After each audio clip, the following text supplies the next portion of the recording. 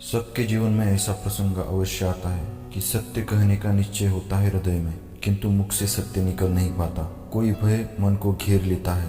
किसी घटना या प्रसंग के बारे में बात करना या फिर स्वयं से कोई भूल हो जाए उसके बारे में कुछ बोलना, क्या ये सत्य है?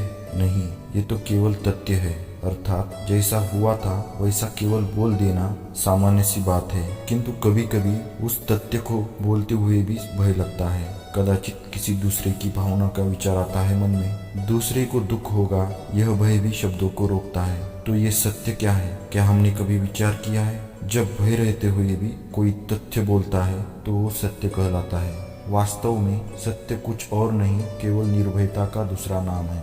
और निर्भय होने का कोई समय नहीं होता, क्योंकि निर्भयता आत्मा का स्वभाव है। अर्थात क्या प्रत्येक क्षण सत्य बोलने का समय नहीं होता? श्रेष्ठता का क्या अर्थ है? श्रेष्ठता का अर्थ है दूसरों से अधिक ज्ञान प्राप्त करना।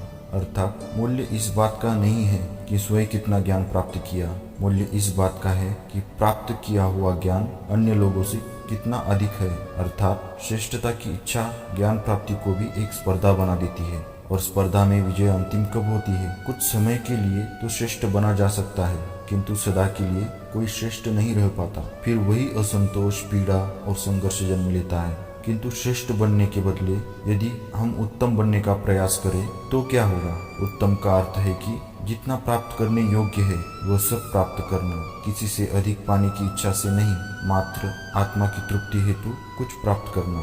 उत्तम के मार्ग पर किसी अन्य से स्पर्धा नहीं होती है, बल्कि स्वयं से स्पर्धा होती है।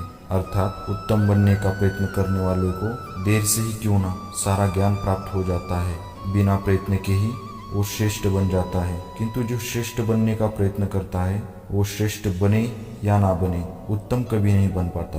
भविष्य का दूसरा नाम है संघर्ष। मन में आज इच्छा होती है और यदि पूर्ण नहीं हो पाती तो मन भविष्य की योजना बनाता है। भविष्य में इच्छा पूर्ण होगी ऐसी कल्पना करता रहता है, किंतु जीवन ना तो भविष्य में है ना अतीत में। जीवन तो इस क्षण का नाम है, अर्थात इस क्षण का अनुभव ही जीवन का अनुभव है। पर हम यह जानते हुए भी इतना सा सत्य समझ नहीं पाते।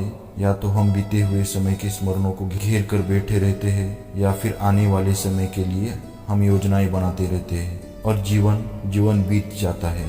एक सत्य यदि हम हृदय में उतार ले कि ना हम भविष्य देख सकते हैं ना ही भविष्य निर्मित कर सकते हैं, हम तो केवल धैर्य और साहस के साथ भविष्य को आलिंगन दे सकते हैं, स्वागत कर सकते हैं भविष्य का, तो जीवन का हर पल जीवन से भर जाएगा।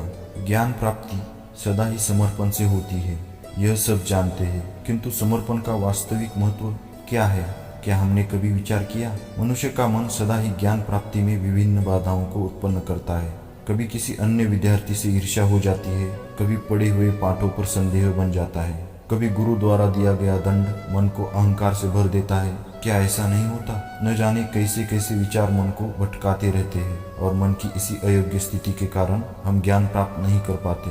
मन की योग्य स्थिति केवल समर्पण से निर्मित होती है।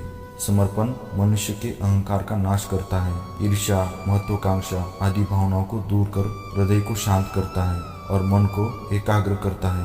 वास्तव में ईश्वर की सृष्टि में ना ज्ञान की मर्यादा है ना ज्ञानियों की।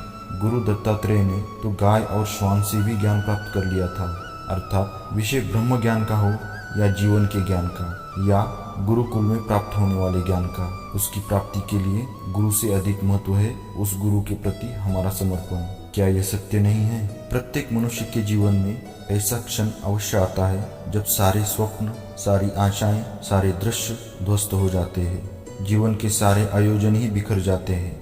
एक और धर्म होता है और दूसरी ओर सुख, इसी को धर्म संकट कहते हैं, जब धर्म का वहन ही संकट हो जाता है। कभी किसी स्वजन के विरुद्ध सत्य बोलने का अवसर प्राप्त हो जाता है, कभी ठीक दरिद्रता के समय सरलता से चोरी करने का मार्ग प्राप्त हो जाता है, कभी किसी शक्तिशाली राजनेता या राजा के कर्मचारी का अधर्म प्रकट हो जाता है। सबके जीवन में ऐसी घटना बनती ही रहती है। अधिकतर लोग ऐसे किसी संकट को धर्म संकट के रूप में नहीं जानते। हमें किसी प्रकार के संघर्ष का अनुभव भी नहीं होता। सहजता से हम सुख की ओर खींचे चले जाते हैं। वास्तव में धर्म संकट का क्षण ही ईश्वर के निकट जाने का क्षण होता है। यदि हम संघर्षों से भयभीत ना हो, सुख की ओर आकर्षित ना हो, अपने धर्म पर दृढ़ रहे, तो ईश्वर का साक्षात्कार दूर नहीं।